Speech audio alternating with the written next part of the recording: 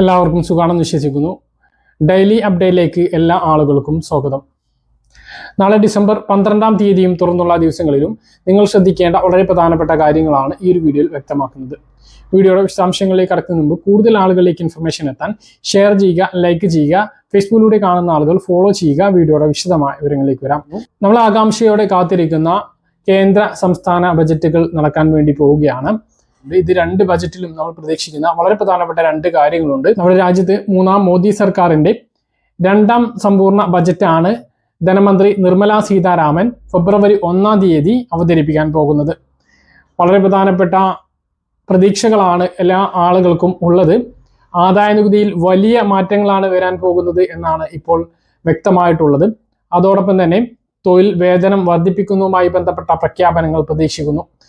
സ്ത്രീകൾക്കും കുട്ടികൾക്കും അതുപോലെ തന്നെ തൊഴിൽ രഹിതരായിട്ടുള്ള ഉദ്യോഗാർത്ഥികൾക്കും വേണ്ടിയിട്ടുള്ള വലിയ പ്രഖ്യാപനങ്ങൾ ഉണ്ടാകും.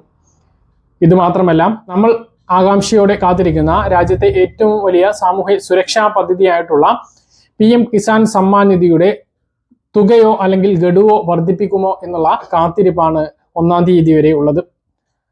കഴിഞ്ഞ ബജറ്റിൽ, അതായത് മോദി സർക്കാർ അധികാരത്തിൽ വന്നതിന് ശേഷം അങ്ങനെ ഒരു പ്രഖ്യാപനം പ്രതീക്ഷിച്ചിരുന്നു എങ്കിലും ഇപ്പോൾ നമുക്കറിയാം, ഒരു കൂട്ട് മന്ത്രിസഭയാണ് കേന്ദ്രത്തിൽ ഉള്ളത് എന്നുള്ളത് കൊണ്ട് തന്നെ രണ്ട് വലിയ ഘടകകക്ഷികളെ തൃപ്തിപ്പെടുത്തേണ്ടതുള്ളതിനാൽ വലിയ പ്രഖ്യാപനങ്ങളൊന്നും 1-ാം ബജറ്റിൽ ഉണ്ടായില്ല. ആ ഒരു സാഹചര്യത്തിലാണ് രണ്ടാമത്തെ ഒരു ബജറ്റ് വരുമ്പോൾ നമ്മൾ പ്രതീക്ഷിക്കുന്നത് PM കിസാൻ സമ്മാൻ നിധിയുടെ ഗഡു വർധനവ്, അതായത് 4 ഗഡുക്കൾ 2000 രൂപയാക്കിക്കൊണ്ട് വർഷം 8000 രൂപയാക്കുമോ എന്നാണ് ഏറ്റവും കൂടുതൽ പ്രതീക്ഷയുള്ളത്. മറ്റൊന്ന്, ഗഡുവിൽ 3 ഗഡു തന്നെ അതിൽ തുക വർദ്ധിപ്പിച്ചുകൊണ്ട് 3000 രൂപ വർദ്ധിപ്പിച്ചുകൊണ്ട് 9000 രൂപയാക്കുമോ എന്നുള്ളതും ആകാംക്ഷയോടെ കാത്തിരിക്കുകയാണ്. ഇതാണ് വളരെ പ്രധാനമായിട്ട് നമ്മൾ ബജറ്റ് വരെ കാത്തിരിക്കുന്നത്. ബജറ്റിലെ പ്രഖ്യാപനങ്ങൾ അറിയാൻ ഫെബ്രുവരി 1 വരെ നമുക്ക് കാത്തിരിക്കാം. മറ്റൊന്ന് നമ്മുടെ സംസ്ഥാന ബജറ്റാണ്. നമ്മുടെ സംസ്ഥാനത്ത് ബജറ്റ് സമ്മേളനം തുടങ്ങുന്നത് 17-ാം തീയതിയാണ്, ജനുവരി 17-നാണ്. പക്ഷേ ബജറ്റ് നടക്കാൻ വേണ്ടി പോകുന്നത് ഫെബ്രുവരി 7-നാണ്. കേന്ദ്ര ബജറ്റ് കൂടി കഴിയാൻ വേണ്ടിയിട്ട് അത്രയും നീട്ടിവെച്ചതാണ് എന്നാണ് അറിയുന്നത്. നേരത്തെ ജനുവരി അവസാന ആഴ്ചയിൽ നടക്കും എന്നായിരുന്നു പറഞ്ഞിരുന്നത്. ഫെബ്രുവരി 7-ാം തീയതിയാണ് ബജറ്റ് നടക്കാൻ വേണ്ടിയിട്ട് പോകുന്നത്. ഇതിൽ നമ്മൾ നിരവധി പ്രഖ്യാപനങ്ങൾ പ്രതീക്ഷിക്കുന്നുണ്ട്. പ്രഖ്യാപനങ്ങൾ എന്ന് പറയുമ്പോൾ നമ്മുടെ സംസ്ഥാനത്ത് സാമ്പത്തിക പ്രശ്നത്തിലാണ് സർക്കാർ.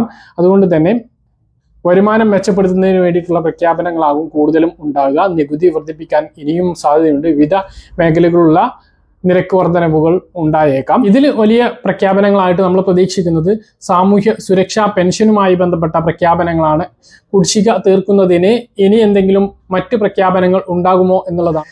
കഴിഞ്ഞ ബജറ്റിൽ ഈ സാമ്പത്തിക വർഷം അവസാനിക്കുന്നതിന് മുമ്പ് 2 മാസത്തെ കുടിശ്ശികയും അടുത്ത സാമ്പത്തിക വർഷത്തിൽ 3 മാസത്തെ കുടിശ്ശികയും, അങ്ങനെയുള്ള 5 മാസത്തെ കുടിശ്ശിക തീർക്കും എന്ന് പറഞ്ഞു. ഓണത്തിന് 1 മാസത്തെ കുടിശ്ശിക മാത്രമാണ് നൽകിയത്.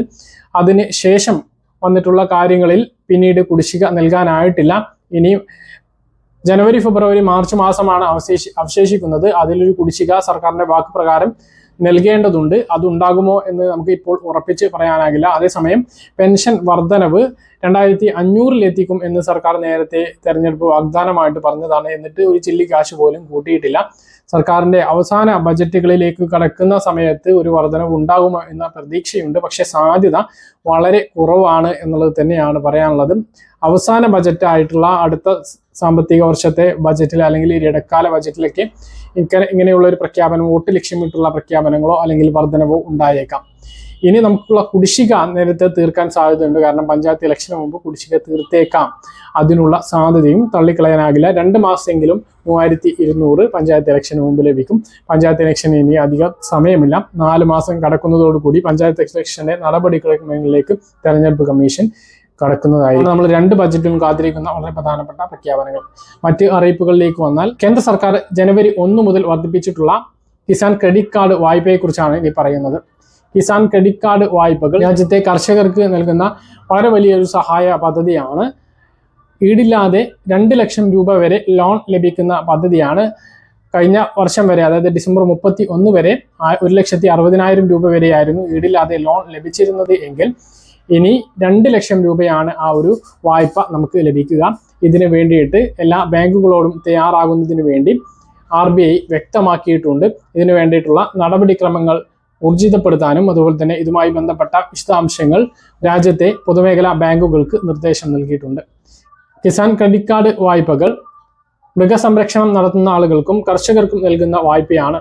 ഇതേക്കുറിച്ച് കൂടുതൽ അറിയുന്നതിന് നിങ്ങളുടെ കൃഷി ഓഫീസുമായിട്ടോ അല്ലെങ്കിൽ തൊട്ടടുത്തുള്ള മൃഗാശുപത്രിയുമായിട്ടോ ബന്ധപ്പെട്ടാൽ അറിയാവുന്നതാണ്. 2 ലക്ഷം രൂപയാണ് ഈടില്ലാതെ വായ്പ ലഭിക്കുക എങ്കിലും കൂടുതൽ ഈട് നൽകുകയാണ് എങ്കിൽ, സ്വർണമോ അല്ലെങ്കിൽ ഭൂമിയോ ഒക്കെ ഈട് നൽകുകയാണ് എങ്കിൽ കൂടുതൽ തുക ലഭിക്കും.